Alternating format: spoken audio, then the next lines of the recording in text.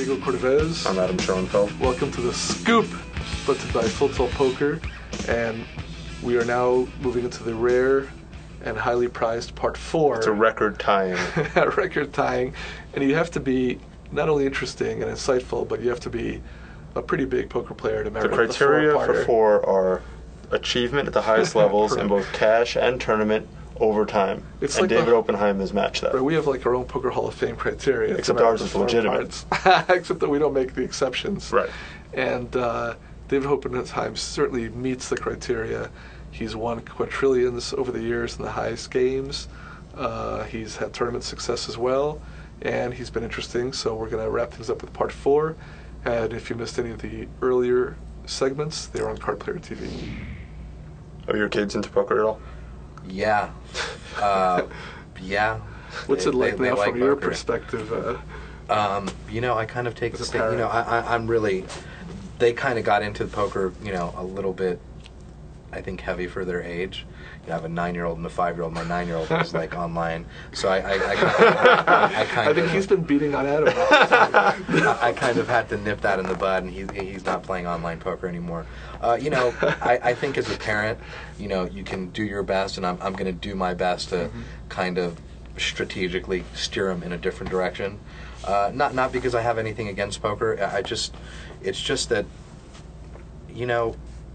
people see things on TV and they might see my life, but poker is a very difficult way to make, to have a successful life, and I just think that that there's other things that they can do that that might bring them more overall happiness or success. Yep. Well, the thing is, it's not just tough. It's tough to be successful in it because it's becoming even more competitive.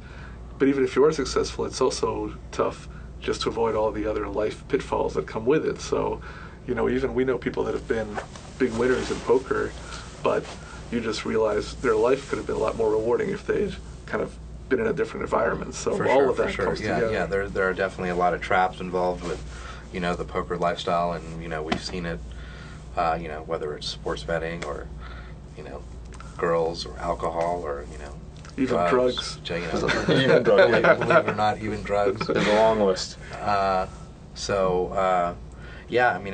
kind of goes with the territory. And the funny thing is nowadays with the younger kids, you see a lot of the younger players, I think, they kind of come from a little bit of a different background than like back when I was, the young guy, and they seem a little more grounded and balanced than the players that were successful when I first started coming up. For whatever. A lot do. There's still a few of the wild. There's definitely the wild ones. But I agree with you that more, or especially for being so young, have a very sober approach and very systematic, and they understand risk of ruin, which none of the people do. People think of me as this kind of stable, money managing, high limit player for so many years, but I was a wild man, when I was young. So I saw one thing you said, which is someone asked about game selection and how you decide what game to play. And you said, well, when I walk in, I just ask whatever the biggest game is, and then I sit down and play. So is that just because you have so much confidence you're going to win in whatever game, you might as well play the biggest because that's where you're going to win the most? Or is it just because playing anything other than the biggest is just not going to bring out the best in you? Because that was kind of my read on it when I heard that. That it's just, once you're used to playing the highest, it's like tough not to. Right. It is tough not to. I still feel that, the highest games that are, with the toughest players are still beatable games for me. And that's kind of like the approach that I took even as like a young guy, and even though in the short run it might not be the most financially prudent move is to play the highest or the best players, it was kind of something that I always did, and I really think that my short-term loss became my long-term gain because of that attitude. And I would play whoever the best players were or the highest limits, and I think I recognized that the amount that I was learning, even if at that moment I might not have been a favorite in the game, I was still learning so much from playing with the best players that it would be my long-term gain. When you first came on the scene, I remember hearing about you as being a great limit hold'em player primarily, and that down in LA you were taking on all comers and people just couldn't beat you. Right. And then I read where you said that finally you could just get a game. People just wouldn't play you, even not just heads up, but they just wouldn't sit down and start a game. So now maybe some time has passed and younger guys have come on who don't know this. Are you able to find any action, or is that just over? For me to find action, you mean? In limit hold'em.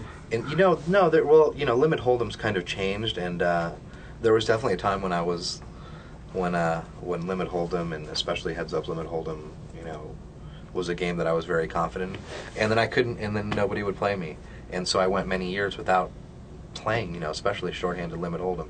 I started getting back into it now a little bit online and stuff, but limit hold'em has kind of lost a little bit of its flavor because a lot of the limit hold'em players online kind of have a system, and it's a somewhat solvable game. I've been doing pretty well at it lately, against the limit hold'em specialist, and it's kind of been challenging, something that I haven't done in a while, and I'm kind of getting back into. But no, now it's it's basically that's kind of a frustrating part of of being somewhat recognized, in the poker community, even if not by the public. It's still to this day. I mean, I don't get very many players that want to play, heads up, even amongst the young online players. They won't play me the heads up in the mixed games.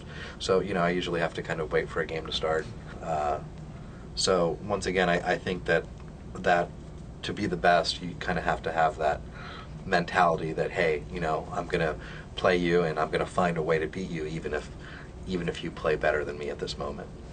Well, we're going to wrap things up, but I was fascinated when you said your 9-year-old son, had been playing online. Right. When you cut that off, was he very upset, or did he just reorient to something new? No, at first he might have been upset for like half a day or something, but he got over it. That's the good thing about being 9. There's something else to be You just have to find something new. He bounced back, and we have a Christmas tournament every year, and actually we had like 2 tournaments with like 13 adults, 2 different tournaments, and the first one my 9-year-old won, and the second one, which was really funny, my 5-year-old won, and he'd been playing for like 8 hours.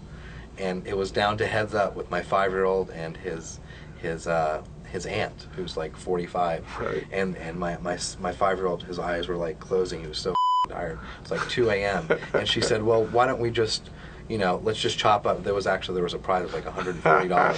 She offered a chop. And she offered a chop, and he said, no, we have to pay that. And he wanted the trophy. And he took her down, man. So that was pretty funny.